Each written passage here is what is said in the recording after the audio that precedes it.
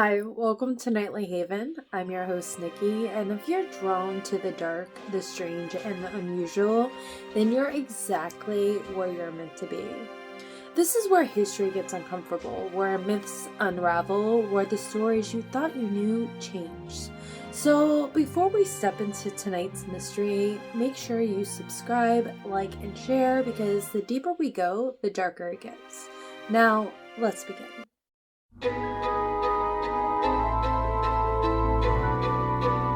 Fear tingles down your spine and hairs stand on end. Mysteries unknown and tales in the dark. Are you ready? Hello?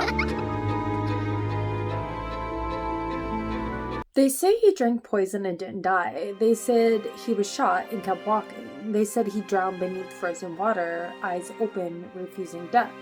But here's the truth no one romanticizes. The devil didn't protect him. Politics did. In 1905, a Siberian peasant mystic named Grigori Rasputin arrived in St. Petersburg. He wasn't a priest, he wasn't royalty, he wasn't educated, but he had something more dangerous: influence. Russia at the time was ruled by Nicholas II and his wife Alexandra Feodorovna. Their son Alexei suffered from hemophilia, a disease that meant even a small injury could kill him. And somehow, when Rasputin prayed, the bleeding stopped. Was it hypnosis? Did he simply calm the boy enough to slow his heart rate? Did he stop doctors from giving aspirin, which worsens bleeding? Or was it just coincidence? To a desperate mother, it was a miracle, and that miracle made him untouchable.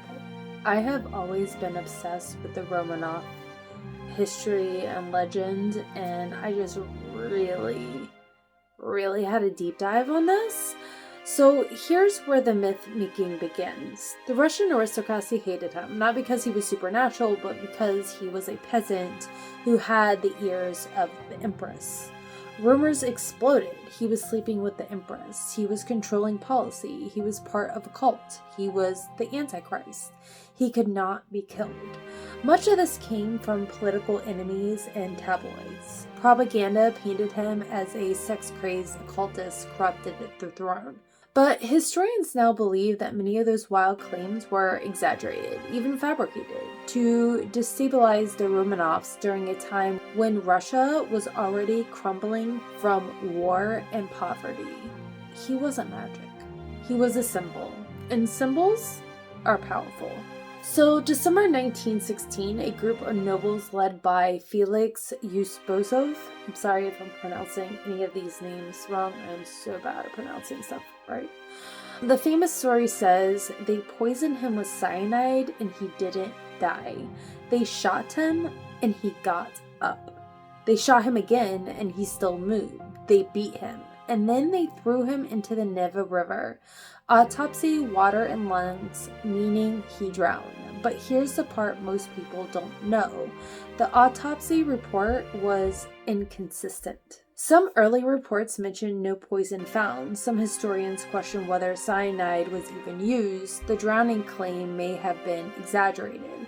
Modern scholarship suggests he was shot, possibly multiple times, and likely died from a gunshot wound to the head.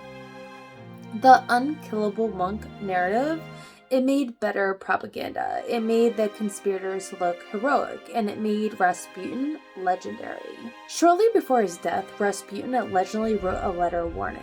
If he were killed by nobles, the Romanov family would fall within 2 years. In 1917, the Russian Revolution began. In 1918, the Romanovs were executed, which brings us to the obsession. Among the executed was the Grand Duchess Anastasia Nikolaevna, which I am in love and obsessed with the story of Anastasia. But almost immediately, rumors began. What if she survived? For decades, women stepped forward claiming to be Anastasia. The most famous was Anna Anderson. Her story captivated Europe and America. She knew intimate palace details. She had scars. She believed it, or convinced herself. For nearly a century, the Anastasia mystery haunted history, books, films, even animated fantasy. Anastasia turned it into a romantic legend, and the cartoon is fabulous. But in the 1990s, DNA testing on recovered Romanov remains confirmed that Anastasia did not escape. None of them did. The fairy tale was grief refusing to die. But I must say that even with the DNA results, I always thought she was, if not Anastasia, part of the Romanov circle, because she just knew too much and she had similar scarrings and memories. I don't know what to think. I would like to think it was her, but you'll never know. Rasputin wasn't immortal. Anastasia, according to the DNA, didn't survive, but the myth feels better than truth. And that is the truth. It does feel better because you would rather think of her escaping than falling with the rest of her family. But the truth is brutal. A collapsing empire, political desperation, a frightened mother, a manipulated nation, and a violent revolution. It's easier to believe in curses. It's easier to believe in mystics. And it's easier to believe in miracles. Rasputin didn't survive poison. He survived reputation. Anastasia didn't escape death. She escaped finality in a story form. That's the kind of immortality history really grants. And so just like that, the man who wouldn't die was buried beneath ice and rumor, not protected by demons, not preserved by prophecy, but immortalized by politics, fear, and a collapsing empire. Rasputin became a monster because Russia needed one. Anastasia became a survivor because the world couldn't accept that she wasn't. And maybe that's the real haunting. Not that they live forever, but that we refuse to let them stay human. If you were drawn in tonight's story, if the dark corners of history fascinate you as much as they fascinate me, make sure to subscribe, like, and share to Nightly Haven, because there are always more myths to unravel and more legends to question and more shadows waiting for us. Until next time, stay curious, stay questioning, and I'll see you in the dark. Have a good night, guys. Bye.